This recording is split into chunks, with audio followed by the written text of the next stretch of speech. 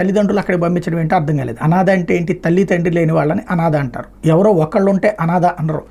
మరి అక్కడ అనాథాశ్రమానికి తమ బిడ్డల్ని పంపించడం ఏంటో అర్థం కాలేదు. లేకపోతే ఇంధన రంగం ఆర్థిక భంగం అంటూ విధ్వంసం విలువ 1.7 లక్షల కోట్లు, జగన్ అసమర్థ విధానాల కారణం భారమంత వినియోగదారులపైన, రాష్ట్ర ఇంధన రంగం ఆర్థికంగా కుదేలైపోయింది. 5 ఏళ్ల జగన్ పాలన ఏకంగా 1,77,244 కోట్ల అప్పులో కూరుకుపోయింది. పైగా ఈ భారమంతా సాధారణ వినియోగదారులపైన పడింది. మరోవైపు చేసిన అప్పులకు వాయిదాలు చెల్లించేందుకు మరిన్ని అప్పులు చేయాల్సిన దుస్థితి ఏర్పడిందంటూ హైలైట్ చేసుకొచ్చారు. సేమ్ టు సేమ్ అసెంబ్లీలో పవర్ పాయింట్ ప్రజెంటేషన్ పెట్టి మరి జగన్మోహన్ రెడ్డి నాడు చంద్రబాబు నాయుడు ఇదంతా నాశనం చేశాడు అని చెప్పి అప్పుడు ధరలు తగ్గించలేదు, ఇప్పుడు ధరలు తగ్గించలేదు. అప్పుడు పెంచలేదన్న పేరుతో ట్రూ అప్ ఛార్జీలు వేశారు, ఇప్పుడు డైరెక్ట్గా పెంచారు బిల్లులో, అంతే తేడా. కాకపోతే అప్పటికంటే దారుణంగా పెరిగింది జగన్మోహన్ రెడ్డి టైంలో అన్నటువంటిది మాత్రం నిజం.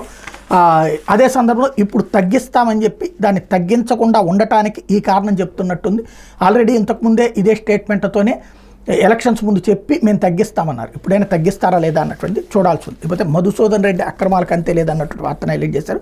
మరి వయసు 30, కేసులు 34 అంటూ ఒంటరిగా ఉన్న వృద్ధులే టార్గెట్. తొలుత పరమేశ్వర దగ్గరే అదను చూసి మొత్తం దోచేసే కీ లేడీ అంటూ ఆమె వయసు 30, చోరీ కేసులు 34, ఇప్పటికే 10 సార్లు జైలుకి వెళ్ళొచ్చింది, అయినా మార్పు రాలేదు.